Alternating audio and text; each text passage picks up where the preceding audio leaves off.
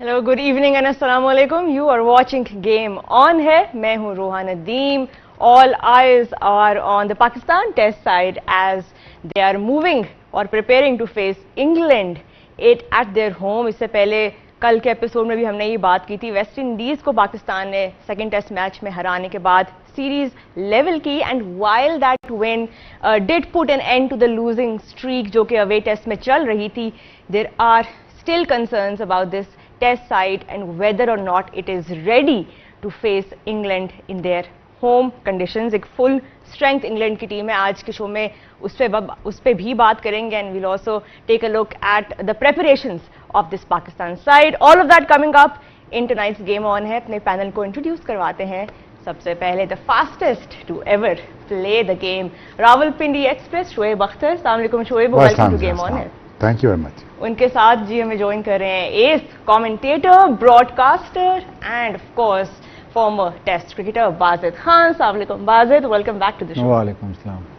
उनके साथ हमें ज्वाइन कर रही हैं हमारे पीटीवी की very own former captain Pakistan women's cricket team Sana Mir. अस्सलाम वालेकुम Sana, welcome to the show. वालेकुम अस्सलाम, thank you so much. Shoaib, start करते हैं। जो अगला चैलेंज पाकिस्तान की टीम का है, जो कि है 3 मैचेस की test series against England, and Pakistan have not won a test series in England since 1996। तो एक बहुत बड़ा टास्क है इस टीम के अहेड। पहला मैच खेला जाएगा जी लीड्स में, दूसरा लंदन में और तीसरा जो है वो बर्मिंघम में। इस जीत के बाद शोएब, जो अभी वेस्ट इंडीज के अगेंस्ट हुई है, मोमेंटम तो मिला है, बट क्या मोमेंटम काफी होगा? 96 में हम नहीं कर पाए तो ये ये टास्क तो बड़ा है। हेडिंगले ट्रिकी ट्रिकी तो seaming condition, Lord seaming condition. Edgbaston में थोड़ा बहुत रिलीफ मिल सकता है आपको थर्ड टेस्ट मैच में। Alright, if you come back then I will give you I think it's going to be tough for Pakistan. It's not going to be easy. It's going to be one hell of a run for the Pakistan team और मुश्किल होगा। और England West Indies जैसी कोई ऐसी गलती नहीं करेगा जहां पे पाकिस्तान थोड़ा सा भी टेस्ट मैचेस के अंदर आए। वो क्या करेंगे, वो आराम से सेमिंग ट्रैक बनाएंगे और पाकिस्तान को would be a very difficult tour. और 99 में 2000 में सॉरी मेरा ज़्यादा कसूर नहीं, मैं सिर्फ एक टेस्ट मैच खेल रहा हूँ पूरे अपने करियर में इन इंग्लैंड, उसमें भी अनफिट हो गया। सो आई थिंक 96 तक I think Waqar and Wasim भाई, I think they done the wonders. और उसके बाद हम ऐसी कोई टीम नहीं है जो उनको वहाँ पे होम कंडीशन में हरा सके। और ये टीम मेरी पूरी दुआएं के साथ है, but let's see, it's can be one hell of a tour, one hell of a task for this team for sure. हम इंग्लैंड की स्क्वाड के ऊपर अभी अगले सेगमेंट में इन डेप्थ बात करेंगे, बट बिफोर दैट बीके 1996 के बाद से Pakistan have not won a test series in England. और लास्ट जो सीरीज हुई थी पाकिस्तान हारा 1-0, उससे पहले 2 जो सीरीज हुई वो ड्रॉ हुई हैं। इतनी चैलेंजिंग कंडीशंस होती है इंग्लैंड की, and now that Pakistan will be facing a full strength team. Where do you start to analyze this team's combination? Because England अपनी conditions के accordingly उन्होंने squad बनाया है, which is a pace heavy squad. Where does Pakistan stand in that preparation? देखिए overall अगर आप बात करें, ओवरऑल मतलब हिस्ट्री ऑफ क्रिकेट की अगर बात करें तो इंग्लैंड में सीम स्विंग होता था, लेकिन पाकिस्तान उधर अच्छा खेलता था क्योंकि वहाँ इतना एक्स्ट्रा बाउंस नहीं होता।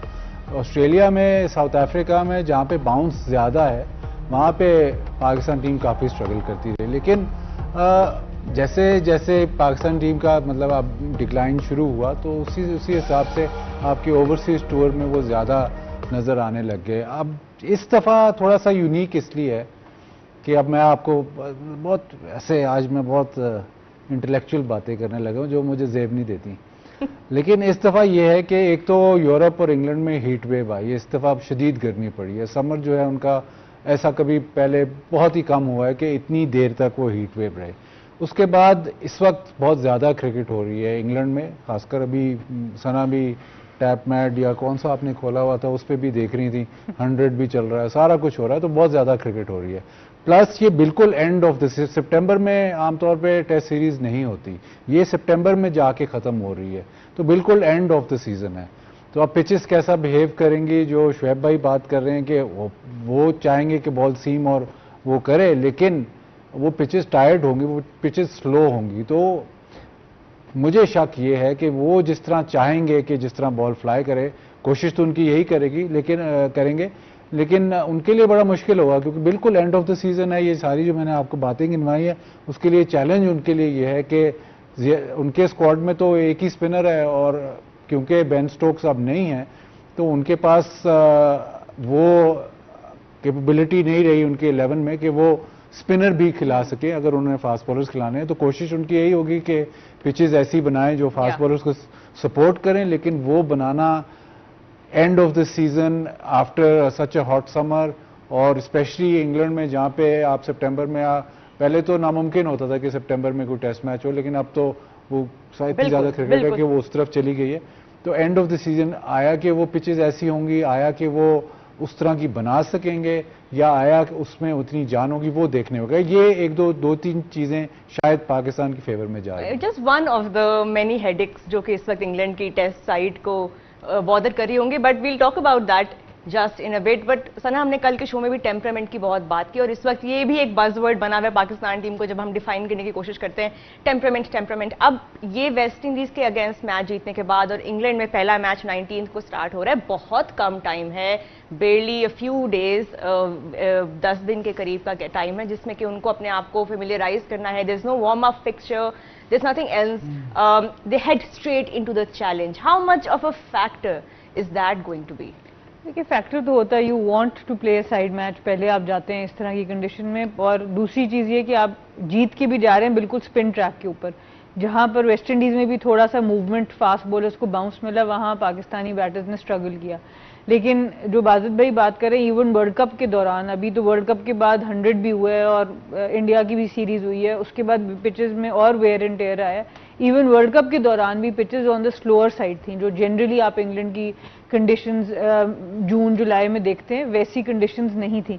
तो मेरे ख्याल से पाकिस्तान के पास इस लिहाज से चांस जरूर है कि उनकी बॉलिंग काफ़ी one dimensional in the sense लगती है, उनके पास लेफ्ट आर्म कोई फास्ट बॉलर नहीं है, जो पार्ट टाइम स्पिनर्स हैं वो भी ऑफ स्पिनर है, एक स्पिनर उन्होंने रखा है शोएब बशीर की शक्ल में। मुझे लगता है जो वाजिद भाई बात कर रहे हैं कि पिचेस थोड़ी वेयर एंड टेयर होंगी, विल जैक्स एक ऐसे प्लेयर थे जो मिसिंग लगते हैं, जो जिनको ये डाल सकते थे अपने 15 के स्क्वाड में, जिस तरह के वो साथ बैटिंग भी वो बड़ी तगड़ी कर लेते, तो और उनका भी थोड़ा टाइम लगेगा। जैसे हमने पहले कल के शो पे भी बात की थी कि अब ब्रेंडन मैकलम गए हैं, एक बेसबॉल का एक एटमॉस्फेयर था जी, किस तरह से क्रिकेट खेलनी है, एकदम से सारे के सारे प्लेयर्स नए कोच के साथ एडजस्ट करते, इवन दो कि वो अभी इस सीरीज में नहीं होंगे फ्लेमिंग, लेकिन सिलेक्शन सारे प्रोसेस में हर चीज में वो इस टीम का हिस्सा जरूर रहे हैं।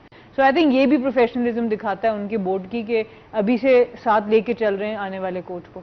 बिल्कुल, हम इस पे भी अभी मजीद अगले सेगमेंट में बात करेंगे, because I do want to talk about what you have mentioned कि एक ही उनका फ्रंट लाइन स्पिनर है। बट बिफोर दैट एक आधी जो चेंज पाकिस्तान ने भी किया है, शोएब, पाकिस्तान के रिसेंट जो टेस्ट लॉसेज आए हैं, सबसे बड़ा प्रॉब्लम ही ये था कि बैटिंग कोलैप्सेस हुए जा रहे हैं, और टेल की जब बारी आती है, टेल का भी विद इन अ फ्यू जिसे कहते हैं ना, एक सीरीज ऑफ विकेट्स, एक डोमिनो इफेक्ट की तरह जो है वो कोलैप्स नजर आता है।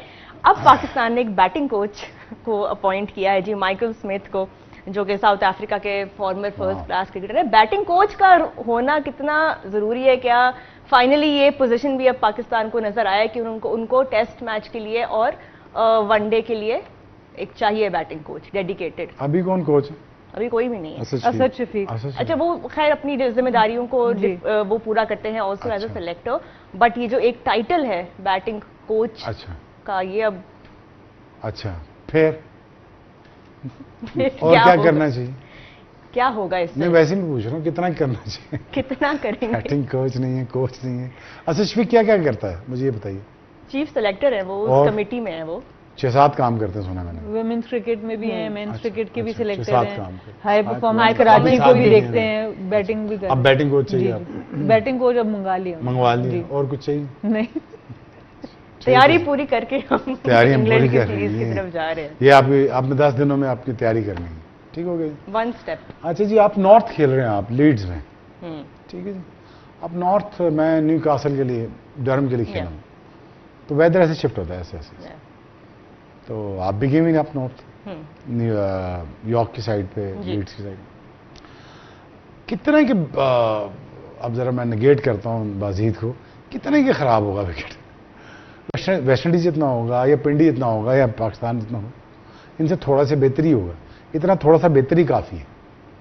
आप मेरी बात समझ। दूसरी बात यह है कि I think ill planning again, Pakistan has no planning with no substance, मतलब कि हम जो इतने बड़े टूर पे जा रहे हैं, बैटिंग कोच 10 दिन पहले रख रहे हैं, असद शफीक साथ काम कर रहा है, 10 एक और बंदा काम कर रहा है, ठीक है जी।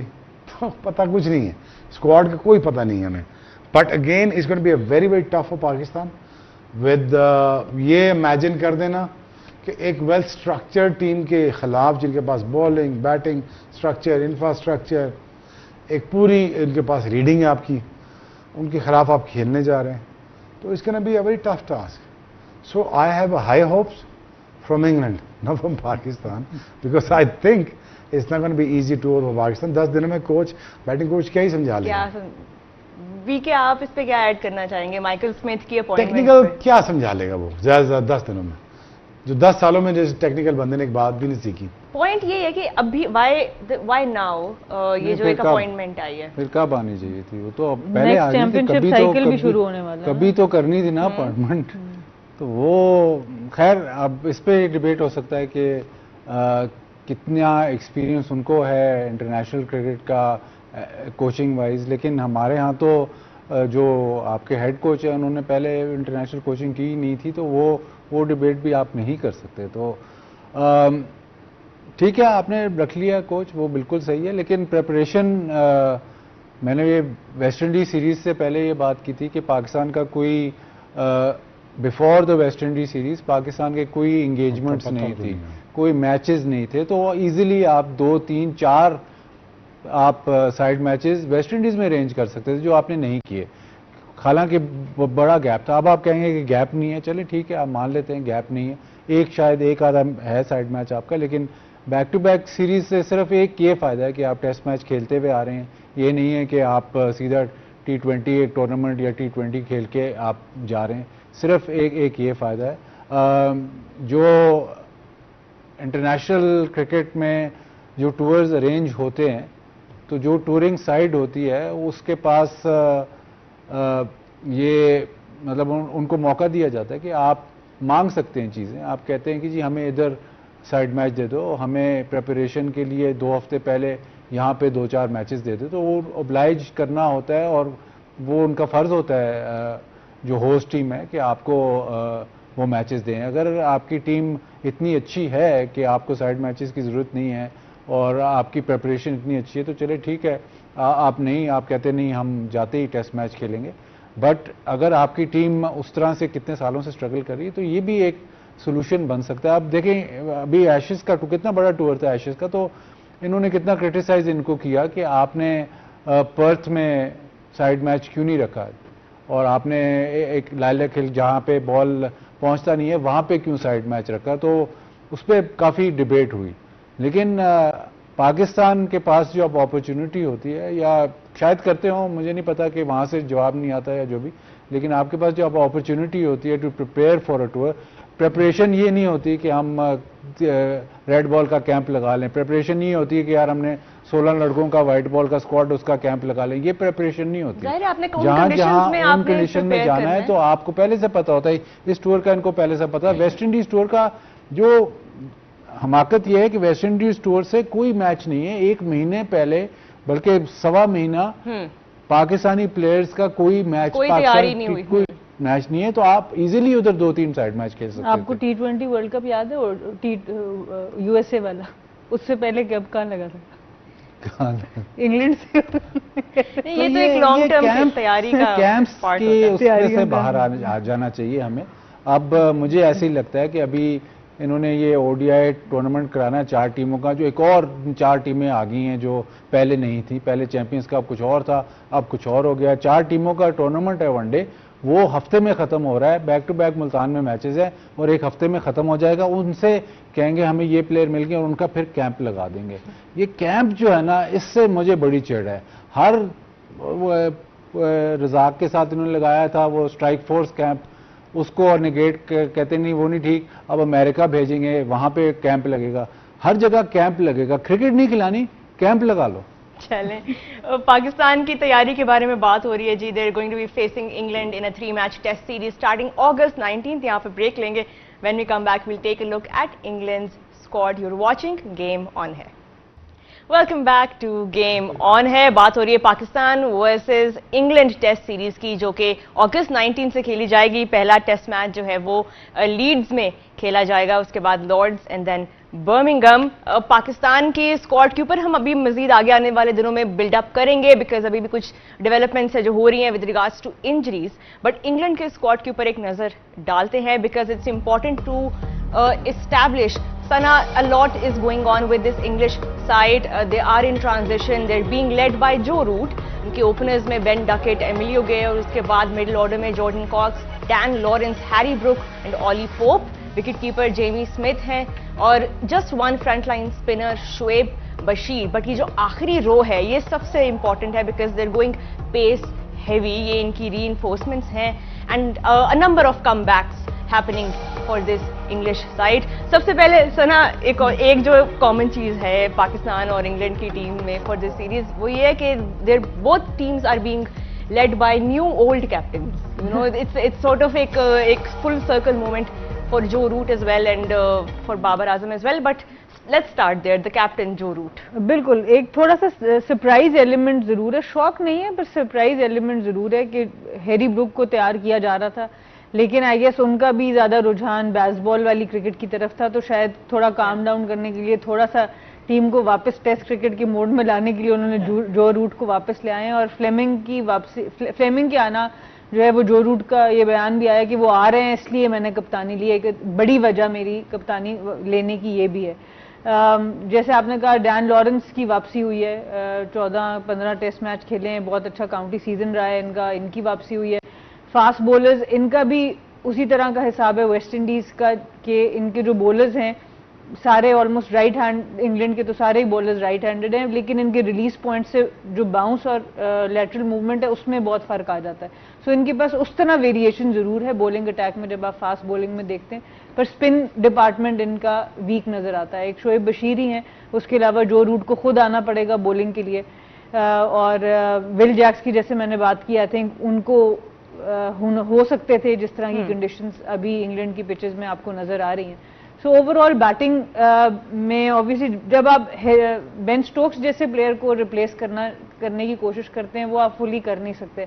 उस एक प्लेयर की जगह आपको 2 प्लेयर 11 में डालने, तो बाकी जो 11 होती है वो काफी डिस्टर्ब होती है। तो वो एक सबसे बड़ा फैक्टर होगा कि ये पहली 11 उतारते कैसे हैं। 5 बॉलर्स पूरे खिलाएंगे, 7 बैटर्स लेके जाएंगे, किस तरीके के, क्योंकि फास्ट बॉलर्स तो इनके पास है। तो वो ऑब्वियसली बेन स्टोक्स की जो एक कमी है, क्योंकि एक ही इनके पास जो है ऑलराउंडर ब्राइडन कार्स की शक्ल में वो एक हैं जिनको ये ज्यादा यूज करेंगे। बट यहाँ डैन लॉरेंस को भी वो लोग इसीलिए लाए हैं, 6 पे ही आके वो बैटिंग करेंगे, तो वो जो बेन स्टोक्स वाला एक गैप है, probably they trying to get him to fill that. But Shoaib pace heavy, Jofra Archer, Gus Atkinson, Brydon Carse, Sam Cook, Matthew Fisher, Ollie Robinson, Josh Tongue, काफी तो नाम ही नहीं खत्म हो रहे हैं। बट इन्होंने इनका मैसेज क्लियर है कि just one spinner and the rest will be handled by the pace. आपके पास बॉलर कितने हैं? आपके पास स्क्वाड है अपना?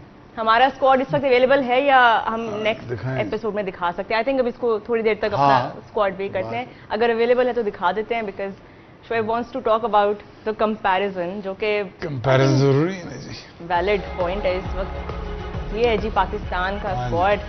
पेस में Mohammad Abbas, Khurram Shahzad, Mohammad Ali, Aamir Jamal and Ubaid Shah. 2 spinners Sajid Khan and Ali Usman.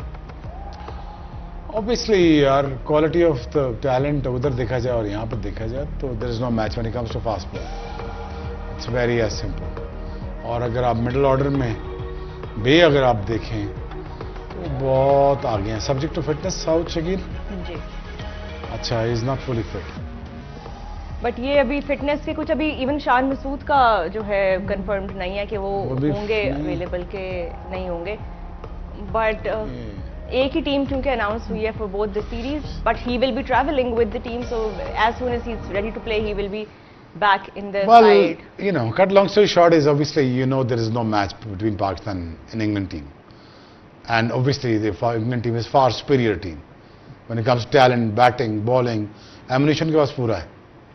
And obviously, you're getting into the situation जहाँ कि आपको पता है यार कि यहाँ पे आपको जोफ्रा के साथ बहुत तकलीफ होने वाली. और वो आपके साथ लाडिया नहीं करेगा, वो पीछे रखेगा बॉल, वो यहीं रखेगा. It will test you out. वो अब्दुल्ला शफीक को भी, बाबर को भी, it will test you out. There is no surprise about it. और आप ये बिल्कुल आप वो ना रखिए कि वो आपको टेस्ट नहीं करेंगे. वो आपको, अगर मुझे पता है कि यार मेरी पाकिस्तान टीम के बैटर्स ओपन बॉलर अच्छे ज़्यादा नहीं हैं, ठीक है, but they will try them out and at the same time a good length will do the job for the Pakistan, because technically इतने स्ट्रांग नहीं है ये. हमारे बच्चे अगर आप देखें, अब्दुल्ला शफीक से लेके बाबर तक भी देखें, टेक्निकल इतने सॉलिड नहीं है when it comes to team. तो there is going to be a lot of problems. Batting coach जरूर रखा है, नाम उनका याद रख लें, पता नहीं अगले टूर में होते हैं कि नहीं साथ. माइकल स्मिथ, बिल्कुल जी, वो उनका तो टास्क बहुत ह्यूज टास्क है ये कि इस इंग्लैंड पेस अटैक को वो फेस करेंगे. बट बी के आपके क्या थॉट्स हैं इस इंग्लैंड स्क्वाड पे? They have made some comebacks, Dan Lawrence भी आ गए हैं टीम में, then we also have Jordan Cox जो कि 3 पे बैटिंग करेंगे in place of Jacob Bethell. Bethell injured है तो वो अब नंबर 3 पे खेलेगा. स्क्वाड में आपको यही एक परेशानी यही है कि स्पिनर इन्होंने उन्हीं को रखा है, और शायद सोच रहे थे कि स्पिनर ऐसा हो जो ऑलराउंडर हो, क्योंकि उनके पास क्वालिटी स्पिनर्स इस वक्त नहीं है इंग्लैंड के पास. तो अगर कोई ऑलराउंडर की शक्ल में स्पिनर रखते हैं तो शायद बैलेंस थोड़ा सा बेहतर हो जाता. अभी तो ऐसे ही लग रहा है कि 4 फास्ट बॉलर से ही खेलेंगे. जो स्टोक्स की जो कमी इधर नज़र ये आती है कि एंड में तो वो एक बॉलिंग ऑलराउंडर ही बन गया था, और वो बॉलिंग बहुत ख़तरनाक करता था, और उस स्टेज पे बॉलिंग करता था जब कोई और कर ना रहा हो, जब मुश्किल वक्त होता था वहाँ पे बॉलिंग करता था. तो उसकी कमी वो ज़रूर महसूस होगी, और वो बैलेंस करता था टीम को. Plus because of the fact कि जब बाकी उसके 3 फास्ट बॉलर आउट नहीं कर रहे होते थे तो उनको पता था कि स्टोक्स आके विकेट लेगा. तो उससे ज़ाहिर है थोड़ा सा उनको असर तो ज़रूर होगा. प्लस अगेन कप्तान चला गया, कोच चला गया, तो थोड़ा बहुत तो डिफरेंस ज़रूर आएगा. आर्चर बज़ाहिर तो बहुत तेज़ बॉलिंग करता है, लेकिन टेस्ट क्रिकेट में ऐसे एक आधे स्पेल के अलावा कोई टेर हुए उसने विकेट्स नहीं ली. तो आपको ये बाकी जो उनके साथ जो बॉलर्स हैं उनको बहुत कंट्रीब्यूट करना पड़ेगा. और इस वक्त उन सारा जो स्क्वाड आपको नज़र आ रहा है वो सारा एक ही डायरेक्शन में है. तो अगर कहीं पे ये फंसते हैं तो वहाँ पे कौन निकालेगा इनकी बॉलिंग में, कौन निकालेगा? ना इनके पास ऐसा कोई स्पिनर है, ना कोई वो जो टैलिस्मैन था स्टोक्स है. तो अगर कोई ऐसी सिचुएशन आती है जहाँ पे थोड़ा सा मैच फंसता है, वहाँ पे देखना पड़ेगा किस तरह खेलते हैं. चेंज तो ज़रूर है. वो अब मैं ये नहीं कहूँगा कि इंग्लैंड फेवरेट नहीं है, लेकिन अगर स्टोक्स ही कप्तान होता और अगर वो सिम्थ में ही चल रहे होते तो शायद वो ज़्यादा फेवरेट्स होते. एंड इंग्लैंड की ये साइड भी दे हैव देयर ओन ट्रबल्स. उनको 18 मंथ्स हो गए देर चेजिंग अ टेस्ट विक्ट्री, लेकिन जो है विक्ट्री नहीं, एक पॉजिटिव जो एक साइड होती है. न्यूजीलैंड के अगेंस्ट 2-1 वो हारे, ऑस्ट्रेलिया के अगेंस्ट 4-1 हारे, फिर जी ड्रॉ हुआ. तो एक तरह से एक series win, they're looking after it, they're running after it, and they have their own transition to worry about as well. But ना हम प्लानिंग की बात अक्सर करते हैं और हम लॉन्ग टर्म प्लानिंग की बात करते हैं. क्रिटिसिज्म इस वक्त इंग्लैंड पर यह भी हो रहा है कि 2022 में जो रूट ने कैप्टनसी से स्टेप डाउन किया, सेइंग कि उनके लिए मुश्किल हो रहा है to keep up with the pressures, and 4 साल के बाद वापस वो जो रूट को ही देखते हैं as a solution to their problems. England ने भी कोई फ्यूचर लीडर आइडेंटिफाई नहीं किया, हैरी ब्रूक को उन्होंने ओवरलुक किया जैसा कि आपने अभी मेंशन किया था, but what does this say about England's lack of planning when it comes to the most popular format? देखिए, आप इसको लैक ऑफ प्लानिंग भी कह सकते हैं और इसको फ्लेक्सिबिलिटी भी कह सकते हैं। आप ये भी कह सकते हैं कि अगर उनसे एक फैसला, अगर उनको लग रहा है कि एक डायरेक्शन में टीम को हमने लेके जाना है और एडजस्टमेंट चाहिए, क्योंकि जैसे मैंने आपको बात की, अगर हैरी ब्रुक्स यहाँ से लीडरशिप ले तो जिस तरह का उनका वे ऑफ प्ले है टेस्ट क्रिकेट के अंदर भी, वो बहुत ज़्यादा डिफरेंस नहीं होगा जिस तरफ बेन स्टोक्स और मैकलम लेके जा रहे थे। शायद अब ये उससे हटना चाहते हैं पूरी तरह, और उसके लिए इनको जो रूट जैसा काम इंडिविजुअल लीडरशिप में चाहिए। और ख़ास तौर पर जब आपकी बहुत ज़्यादा फ्रीक्वेंट चेंजेस हो रही होती हैं, ड्रेसिंग रूम में लोग आ रहे और जा रहे होते हैं, तो बहुत सी फ्रिक्शंस क्रिएट हो जाती हैं टीम के अंदर। उसको हैंडल करने के लिए भी आपको एक काफ़ी मैच्योर कप्तान की ज़रूरत होती है। तो यही एक नज़र आता है। और आप ओवरलोड भी नहीं करना चाहते हैरी ब्रुक्स को, लिमिटेड ओवर्स में हैं, तो बाकी आप ओवरलोड नहीं करना चाहेंगे कि आप तीनों फॉर्मेट में, आजकल इतनी क्रिकेट है कि आप तीनों फॉर्मेट में हार्डली देखते हैं कि कोई एक कप्तान आपको नज़र आता है बाकी दुनिया में। तो ये सारी चीज़ें उन्होंने सोची ज़रूर होंगी। जैसे बाजिद भाई बात कर रहे थे फास्ट बॉलिंग की, मेरे ख्याल से सैम करन की बड़ी कोशिश की इन्होंने एंड तक कि किसी तरीके से वो भी फुली फिट हो जाएं, अवेलेबल हो जाएं, पर वो भी नहीं हो सका। तो पाकिस्तान के पास ऐसे ऑप्शन ज़रूर हैं जब आप इस टीम को देखते हैं। It's not a well gel team, it's not a team जिसने बहुत ज़्यादा मैचेस जीते हैं। तो आप अगर शुरू में इन पे प्रेशर डाल दें तो इट्स एक पॉसिबिलिटी ज़रूर है कि आप थोड़ा सा एक पॉजिटिव स्टार्ट इस टूर का कर सकते हैं। लेकिन ब्रुक का प्रॉब्लम सिर्फ ऑन फील्ड नहीं है, उसका ऑफ फील्ड इतने प्रॉब्लम्स हैं कि इस वजह से भी उसको कप्तान नहीं बनाया। नाइट क्लब्स का प्रॉब्लम, वो जो बाउंसर से इसकी लड़ाई हुई, वो भी प्रॉब्लम सीप इन कर रहे हैं। जब ये ऑस्ट्रेलिया गए या जब एज मैकलम इनके टीम लीडर था और बेन स्टोक्स थे, तो ऐसे लगता था कि ये बदमाशी करना चाह रहे हैं लेकिन उतने अच्छे नहीं है। ऑफ फील्ड तो ये मतलब ऐसे थे कि हमारे से बेहतर टीम नहीं है, लेकिन वो रिजल्ट्स प्रोड्यूस नहीं करते थे। 90s की जो पाकिस्तान की टीम थी उसमें ऑफ फील्ड बड़े प्रॉब्लम्स होते थे, हर दूसरे दिन को खबर आ रही होती, लेकिन जब ग्राउंड में जब जाते थे, जब एक्चुअल मैच शुरू होता था, फिर वो दिखाते थे कि नहीं, ऑफ फील्ड जो भी है, जो बदमाशी, जो बैडीज है, जो शोएब भाई कहते हैं बदमाशी, कौन करता था जो बदमाशी आप कहते हैं, वो फिर वो दिखाते थे खेलते हुए। एक्सप्रेशन पे जरा जूम इन करें शोएब भाई। कौन? मुझे ऐसे लगता है कि वो थोड़े से प्रिटेंड इस तरह कर रहे थे कि हम जी बहुत वो हैं, ऑफ फील्ड तो दिखाते थे कि हम ये हैं, लेकिन जब एक्चुअल रिजल्ट जो आपने भी पढ़े हैं वो रिफ्लेक्ट नहीं करते ना। उनका स्टाइल ऑफ प्ले कि जी बहुत अल्ट्रा अग्रेसिव, उसमें भी रिजल्ट्स वो रिफ्लेक्ट नहीं करते, और जिस तरह उनका एटीट्यूड था वो भी रिफ्लेक्ट नहीं करता था। तो इस वजह से जो ये सारी चीज़ जो आई कि Harry Brook is next captain, उससे उनको हटना पड़ा, क्योंकि जो ऑफ फील्ड जो सारा सिस्टम चल रहा था वो अफोर्ड ही नहीं कर सकते थे कि एक और ऐसे बंदे को कप्तान बना दें। बिल्कुल। और इवन अभी जो बेन स्टोक्स की कंट्रोवर्सी हुई है, सारा मीडिया ही उनके अगेंस्ट एक नैरेटिव चल रहा था कि मे बी बिकॉज जो उन्होंने कर्फ्यू तोड़ा था अभी लॉर्ड्स के विन के बाद, तो he went out to celebrate and then that was deemed as कि ये एक वायलेशन है ऑफ द वो खैर कर्फ्यू। पहली दफ़ा आई डोंट थिंक, उन्होंने पहले भी एक दफ़ा कंट्रोवर्सी हो चुकी है, बट खैर ऐसे प्लेयर शोएब ऐसा प्लेयर जो इतने सालों से आपकी टीम का मैच विनर हो, वर्ल्ड कप जितवाए हैं, एशेज जितवाए हैं, he has every time England has needed a player to step up on the big occasion, Ben Stokes has somehow been there और उन्होंने वो जॉब की। इस इंग्लैंड टीम को जब आप देख रहे हैं विदाउट बेन स्टोक्स, कितना बड़ा गैप है ये टू फिल। इम्पैक्ट है, वो सिंगल हैंडेड ही टेस्ट मैच जिताए हुए, वो फेमसली जो लीड्स वाला ही है, वो बहुत मजेदार प्लेयर था। अनफॉर्चुनेटली उसको गलत टो कर दिया, गलत लाइन पे ले गए उसको बेसबॉल क्रिकेट पे। हालांकि अगर वो ट्रेडिशनल क्रिकेट खेलता रहता अपने स्टाइल से ही एज कैप्टन, तो आई थिंक इंग्लैंड क्रिकेट कहीं और खड़ी होती है आज। Finally they going back to the basics. Ben Stokes के ना होने से obviously there is a huge difference when it comes to bowling, when it comes to batting, when it comes to taking aggressive decision.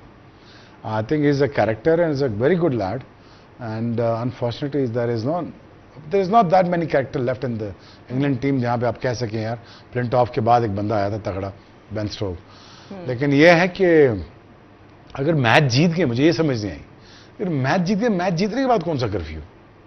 ये अब ये भी मुझे एक इसी बात वीक समझ एक दिन रहता था। लेकिन इसमें नहीं, it doesn't really matter, you one the match. नहीं नहीं, लेकिन मैच इसमें- खत्म नहीं हुआ। इसमें नहीं, जो they were in a सबसे- winning position but sir somehow नहीं, almost पहले मैच खत्म हो गया। सबसे बड़ा जो इसमें प्रॉब्लम ये था कि जो कर्फ्यू सेट करने वाले थे वो मकल्लम और बेन स्टोक्स ही थे, खुद ही थे। और खुद ही उसने कर्फ्यू तोड़ा। अच्छा। तो ये तो वो अब बर्दाश्त से ऑलमोस्ट बाहर हो गया था। प्लस जो ये आखिरी टेस्ट मैच खेला है, मुझे नहीं पता, शायद आपने भी क्रिकेट देखी, सना भी नहीं, मैंने कभी ऐसा टेस्ट मैच नहीं देखा जब इसने मैच के दौरान ही अनाउंस किया कि मैं रिटायर कर रहा हूं, और फिर वो सारा जो टेस्ट मैच था वो सिर्फ बेन स्टोक्स का ही था। वो उसने ओपन भी की, जो टेस्ट मैच ये बचा सकते थे या आखिरी दिन शायद चेस भी कर सकते, वो भी इसने ऐसी बैटिंग की कि नहीं मैं नहीं तो कुछ नहीं। तो वो जो बड़ा एक न्यूट्रल के लिए ना एक बड़ा bad taste in the mouth था कि यार ये टीम गेम, ये खुद कहते हैं टीम गेम है, और जब आखिरी टेस्ट मैच तो ऐसे लग रहा है कि बेनिफिट मैच हो रहा है कि जी बेन स्टोक्स ही है, यही ओपन करेगा, इसी का बॉल है, इसी का बैट है, यही खेलेगा। तो वो एंडिंग जो है उसकी वो बड़ी खराब है। तो ये सारा कुछ जो इसका जो रोल ऑन इफेक्ट है वो अब इंग्लैंड क्रिकेट पे पड़ रहा है। बाकी तो चले गए, मकल्लम को उन्होंने टेस्ट मैच से टेस्ट कोच से हटा दिया, बेन स्टोक्स चला गया, तो रॉबर्ट की रह गए हैं। अब रॉबर्ट की अब इसको अमेंड कैसे कर रहे हैं? अमेंडमेंट में ये आया कि चलो यार सेफेस्ट चॉइस ये है कि जो रूट को कप्तान बना। safest choice right now for England is to look back at जो रूट, जिनके ऊपर सारा प्रेशर होगा क्योंकि उनकी अपनी बैटिंग की फॉर्म भी बहुत सबलाइम ऑफ कोर्स है, ये तो सब जानते हैं, बट इवन एज कैप्टन वो परफॉर्म पहले भी करते आए हैं विद द बैट, और आगे भी उम्मीद यही है कि इंग्लैंड को इस पहली असाइनमेंट में कंट्रीब्यूट वो करके देंगे with the bat and as captain as well. यहाँ पर एक ब्रेक लेते हैं। When we come back we'll take a deeper look at Pakistan's preparations as they get ready to play the first test match. Keep watching. Welcome back, you're watching game on है और बात हो रही है Pakistan versus England test series की, जो कि 3 match की टेस्ट सीरीज है। हम ब्रेक से पहले इंग्लैंड के स्क्वाड को इन डेप्थ देख रहे थे। पेस हैवी है इंग्लैंड इस सीरीज के लिए and that pretty much describes the entire squad situation, just one front line spinner for them। अब आते हैं पाकिस्तान के स्क्वाड पे, थोड़ी सी अब इन डेप्थ हम नजर डालेंगे जरूर। स्टार्टिंग विद द कैप्टनसी, बीके Babar Azam, momentum would be the right word right now, but मैंने फिर वही आपसे वही सवाल करूंगी कि इवन दो अभी एक जीत रजिस्टर हुई है अगेंस्ट वेस्ट इंडीज इन West Indies, mentally Babar Azam के ऊपर बहुत सवाल उठाए गए थे कि थोड़े से डिफेंसिव हो जाते हैं कैप्टनसी में। अब इस चैलेंज को वो कैसे देख रहे होंगे एज कैप्टन? अच्छा सवाल है, यूट्यूब के लिए बहुत ज़रूरी है। पीटीवी का शो यूट्यूब पे जाता है ना, तो बाबर का सवाल बहुत ज़रूरी होता है। देखिए बाबर के लिए जब भी वो कैप्टन बनता है तो एक तो ये हम बाहर से बैठे होते हैं, लेकिन जो प्लेयर्स हैं they all of them look up to Babar. ये इसमें कोई दो राय नहीं है कि 90% जो प्लेयर है वो लुकअप करता है बाबर आजम को। तो वो एक सबसे पहला जो रिस्पेक्ट वाला एलिमेंट है वो तो उसके पास होता ही है। अब जब वो वापस आया और अब एक टेस्ट मैच भी जीत गया है और वो जो स्ट्रीक थी वो भी तोड़ दी है, अब हम बार बार वो दिखा रहे हैं कि जी इसका रिकॉर्ड जो है अब हमें अच्छा लग रहा है, क्योंकि उस जो पिछला जो उसकी रिप्लेसमेंट थी उस ज़माने में पाकिस्तान टेस्ट मैचेस जीत नहीं सका, तो वो हमें अच्छा लग रहा है और दुनिया को मतलब अब जो क्रिकेटिंग जो फ्रेटर्निटी है उसको भी अच्छा लग रहा है। तो उसके लिए अब चैलेंज यही होगा कि मतलब परफॉर्मेंस स्टेबल रखे। ठीक है, अब ये नहीं एक्सपेक्ट करते कि मतलब कोई भी पीसीबी नहीं एक्सपेक्ट कर रहा कि इंग्लैंड में आप जाके टेस्ट मैच सीरीज जीतो। वो तो कह रहे हैं अगर आप एक टेस्ट मैच जीत जाओ तो उनकी तरफ से तो ये बयान आ रहा है कि ये काफ़ी है। तो बस परफॉर्मेंस में स्टेबिलिटी रखे। जो एक बात मैं पहले भी कर चुका हूँ कि अब जब दूसरी दफ़ा जब बाबर कैप्टन मतलब अब जिस तरह कैप्टनसी उसने ली है तो अब उसको अपनी मनमानी करनी चाहिए फॉर हिज ओन सेक कि मैं कप्तान हूँ, मैं अपने डिसीजंस लूँगा, मुझे अगर प्लेयर चाहिए तो मैं खिलाऊँगा और मैं ही जो डिसीजन लूँगा उसी पे स्टैंड करूँगा। क्योंकि जब भी करियर इसका ख़त्म होगा, जब भी रिटायर होगा तो शायद ये रिग्रेट इसके दिमाग में रह जाएगा कि यार मैंने उसकी बात सुन ली, मैंने उसकी सुन ली, मैं अपनी करता। अभी उसको अब क्योंकि अब काफ़ी पावरफुल कैप्टन हो गया है तो अभी उसको जो भी डिसीजन लेना है वो खुद ले, गलत है सही है लेकिन डिसीजन अपना करे ताकि वो कप्तानी में वो इम्पोज कर और सके। फिर वो ओन भी करें अगर कोई if obviously it doesn't go to plan, तो एक कैप्टनसी के अंदर ये चीज़ भी हमें देखनी ज़रूरी है कि कैप्टन सना will own up to any mistakes या any sort of setbacks that they face as a team, even as far as the combination goes. ये सब criticism बाबर आजम पे in the past हुआ है, जो बाजिद ने बात की अपनी मनमानी की या अपनी मनवाने की. He has also been said कि वो अपने favorite players को खिला देते हैं वर्ल्ड कप की लॉस के बाद. You know, it's easy to bring these narratives out, but how important is it for a captain to just stay their ground कि ठीक है अगर हम हारे भी तो ये जिम्मेदारी मेरी है एज कैप्टन, ये कम्युनिकेट करना. देखिए ये तो काम, यही तो काम है, लीडरशिप है ही. और क्या लीडरशिप यही है कि आपने सारी टीम की जिम्मेदारी अपने ऊपर ही लेनी है. जीत पूरी टीम की होती है, हार जो होती है वो लीडर अपने ऊपर लेता है कि हाँ मुझे चीज़ों को ऐसे बेहतर करना चाहिए था. आप ड्रेसिंग रूम के अंदर हर प्लेयर को बताएंगे उसने क्या क्या करना है, पर जब आप पब्लिक को फेस करते हैं, सामने आते हैं, तो लीडर का काम ही है वो अपने पे लेता है कि हाँ एज ए टीम हमसे ये चीज़ नहीं अच्छी हुई है, ये चीज़. वहाँ आप बहुत ज़्यादा पिन पॉइंट नहीं करते. तो यही लीडरशिप है. और मुझे ठीक है इंग्लैंड की कंडीशंस में हमारे बैटर्स टेस्ट ज़रूर होंगे, पर जहाँ बैलेंस ऑफ द स्क्वाड है मुझे काफ़ी अच्छा लग रहा है पाकिस्तान का स्क्वाड का बैलेंस. अगर आप बैटिंग में भी देख लें, आपके पास सिर्फ मसला आपका मिडिल ऑर्डर का बहुत बड़ा मसला आ रहा है, वो एक वीक पॉइंट बहुत ही क्लियरली नज़र आ रहा है. लेकिन अगर आप स्पिन डिपार्टमेंट देखें वो भी आपके पास बेहतर नज़र आ रहा है. आपके पास फास्ट बॉलर्स भी ठीक हैं जो उन कंडीशंस में बॉलिंग अच्छी कर सकते हैं. तो अब देखना होगा कि एप्लीकेशन कैसी होती है और 11 ठीक खिलाते कि नहीं. अभी हम टेस्ट मैच जीत गए, पर मोहम्मद अब्बास का बाहर बैठना नहीं बनता था. ये हम बार बार बात करें. जस्ट बिकॉज आप मैच जीत गए इसका ये मतलब नहीं है कि हम हर चीज़ को ये सोचें कि सब चीज़ें ठीक हुई हैं. तो मोहम्मद अब्बास जैसे बॉलर को मेरा नहीं ख्याल कि आप बाहर बिठा सकते हैं. 8 विकेट उन्होंने पहले टेस्ट मैच में ली. और फिर लीडर की आपने बात की थी हमारे शो में, जैसे शोएब भाई लीडर हैं, तो जब भी कोई मसला होता है ना शोएब भाई सामने खड़े होते हैं. ये लीडर ऐसा होता है कि सामने वो खड़ा. अब भी इस बात पे लें ब्रेक. ब्रेक लेकिन नहीं कैप्टन आपकी तो लेफ्ट पे भी कैप्टन, राइट पे भी कैप्टन. हाँ इट्स कैन बी टफ यार, बट तो ठीक है. वो कहा बाजिद ने कि अपने ऑन पे ले डिसीजन. कोई इतनी तगड़ी टीम उसके पास बाबर के पास नहीं है. अच्छा पेस की ऑप्शंस भी जो है भाई, अब मोहम्मद अब्बास है, खुर्रम शहजाद, अब्बास तो खेलेगा ना. हाँ उबैद शाह भी है. हाँ जी, इंग्लैंड में अब उसको तो इंग्लैंड में ड्रॉप कर देना. You never know. अब ये भी बड़ा मसला है. ये नहीं अब हमें पता कि नहीं नहीं इंग्लैंड में तो नहीं ड्रॉप होता. इंग्लैंड में तो 3 टेस्ट मैच में खेलता है, पिछले 6-7 सीजन खेल रहा है, टॉप बिल्कुल नॉच बॉलर है. बट एनीवेज देखें इतना कोई आपके पास स्ट्रॉन्गेस्ट साइड नहीं है जिससे आप ये कह सकें यार कि Babar will do some magic. But eventually he has to step up as a captain, as a batter, and to create a situation where you can see कि Pakistan can win the test matches. Create a situation. मिलेगी नहीं. But situations in the past create हुई हुई हैं, बस वो close नहीं हो पाते मैचेस. वो सिचुएशन क्रिएट हो जाती है. थर्ड इंग्लैंड में वो भी कमी हुई है. तो मौके पैदा करना शायद प्रॉब्लम नहीं है. कंडीशन में वो भी कम हुई है, तो उसके ऊपर और ज्यादा आपको मेहनत करनी पड़ेगी कि जब आप इंग्लैंड में ऐसी पोजीशन में आ जाएं तो बस फिर उसको आप जाने नहीं दे सकते. नहीं कोविड में भी पिछला टूर पाकिस्तान का कब हुआ इंग्लैंड 2020 में कोविड में ना जी तो ड्रॉ उसमें तो टेस्ट मैच जीते हुए थे. हारे हैं पाकिस्तान. वो टेस्ट मैच जीते हुए थे जब वो वोक्स और बटलर ने स्कोर पता नहीं 4-5 आउट कर लिए थे दूसरी इनिंग में भी, और बिल्कुल टेस्ट मैच जीत चुके थे. जीते तो नहीं ना. तो आप कह रहे सिचुएशन, वो सिचुएशन आई पड़ी थी. वोक्स उसको पता नहीं 70-80 करवा दिया था. थर्ड टेस्ट जो है वो 3-1 से हारे हैं बादल भाई. 1-0 1-0 से हारे थे. और अजहर अली ने 141 किया था. आज मान नहीं रही सना. जेम्स एंडरसन भी थे इस मैच में. बट हाँ it's been a long time. 1996 के बाद से इंग्लैंड में सीरीज जो है पाकिस्तान ने नहीं जीती है. So it will all come down to of course changing the course of history even if it's for a little bit. लेकिन अगर कोई मौका है सना पाकिस्तान के पास to take advantage of England, तो it is this series, because as we have discussed कि already वो इतने चीज़ों को हैंडल कर रहे हैं. कोच भी उनके अब इंटरिम कोच होंगे जो इस टूर में होंगे, and Stephen Fleming will be joining later on. Captain भी नए हैं, कम बैक्स हो रहे हैं, तो उनकी तरफ से भी चीज़ें इस वक्त बहुत केओटिक और स्कैटर्ड नजर आ रही हैं. Could that be an opportunity for Pakistan?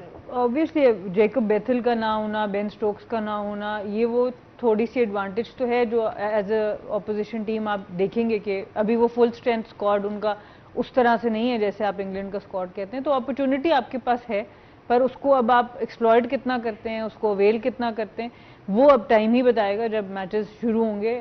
But ऐसा नहीं है कि इस टीम को आप पेपर पे देखिए और आप कहें कि ये अनबीटेबल है इन कंडीशंस में, ऐसा नहीं है। इस वक्त इंग्लैंड की टीम ऐसी नहीं है। ऑस्ट्रेलिया आप जाते हैं अक्सर आपको लगता है कि यार बहुत ही मुश्किल है, उस तरह वाला डिफरेंस आपको ऑन पेपर अभी नहीं लग रहा, बट जब अब खेलेंगे तो एक्चुअल पता तो तब चलेगा। अच्छा, और अभी नंबर 3 के ऊपर भी, क्योंकि अब बीके अब्दुल्ला शफीक ने अपने आप को प्रूव किया है at that number, but Shan Masood when if he is fit and if he rejoins, how do you see that top order changing? आपकी नज़र में क्या होना चाहिए? इसका जवाब नहीं है। जवाब यही होगा कि शान मसूद कहेगा मैंने 3 पे खेलना है और अब्दुल्ला शफीक फिर ओपन करेगा और आपको फिर मसला होगा। अब्दुल्ला शफीक ने अगर 160 किए नंबर 3 नंबर पे, शान मसूद ने भी उधर ही 100 किया है, लेकिन शान मसूद ज़्यादातर अपनी करियर में ओपन करता रहा है। जब वो कैप्टन बनाए तो उसने अपने आप को मिडिल पर मिडिल 3 या 4 पे खेला। तो ये डिसीजन अब लेना पड़ेगा। हालांकि शान मसूद ने सारी अपनी मोस्टली क्रिकेट जो है, काउंटी क्रिकेट जो है वो इंग्लैंड में खेली है, तो उसको पता होगा कि कहाँ सबसे ज़्यादा वो अपने लिए फ़ायदा कर सकता है और टीम के लिए फ़ायदा कर सकता है। मेरे हिसाब से अब्दुल्ला शफीक को आप 3 नंबर से नहीं छेड़ना चाहिए। शान मसूद आपका एक्सपीरियंस प्लेयर है, इतने मैचेस वो कंसिस्टेंटली खेल रहा है, तो अगर वो ओपन कर ले तो इसमें कोई मजायका नहीं है, लेकिन मुझे शक है कि ऐसा होएगा नहीं।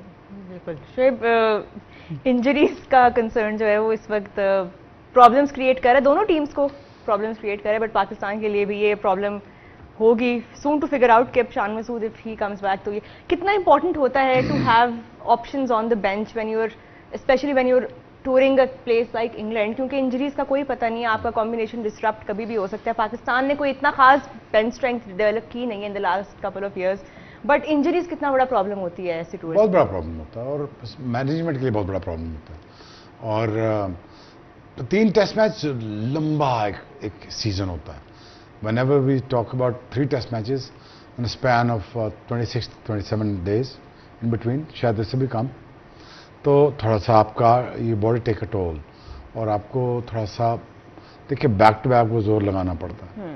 और एज अ फास्ट बॉलर थोड़ा डिमांडिंग हो जाता है, और अगर फास्ट बॉलिंग आप 150 प्लस करें तो बहुत ज़्यादा डिमांडिंग है। वो नहीं है 150। आई डोंट थिंक ये प्रॉब्लम होने वाली है। ये नहीं होनी। चलो ठीक है, फिर डिमांडिंग ही होगा तो अब्बास भी करेगा 34 ओवर, ये डिमांडिंग होगी। लेकिन एक जो मतलब जो फ्रिंज प्लेयर्स है ना, उनको मशवरा ये दिया जा सकता है कि सब इंग्लैंड चले जाएं, क्योंकि अब्दुल्ला शफीक भी वेस्ट इंडीज में ही थे तो उनको कॉल अप मिला, तो शायद ये करीब होंगे तो चांस नया सिचुएशन ये है कि जहाँ टेस्ट मैच है ना उससे 10-15 तो आप पे नजर पड़ जाएगी, आप स्क्वाड में आ सकें। Fortunate थे Abdullah Shafiq, but of course that was the right call. Shoaib Akhtar, Bazid Khan, Sanamir, thank you so much for joining me once again on Game On. I always appreciate your analysis. आप लोगों का भी बहुत शुक्रिया for watching. We started our build up for the Pakistan and England Test Series जो कि 19th of August से खेली जाएगी, 3 मैच की टेस्ट सीरीज। स्क्वाड पे आज बात की, मजीद भी बिल्डअप अपना कंटिन्यू करेंगे आने वाले दिनों में। कीप वॉचिंग, गेम ऑन है। Good night.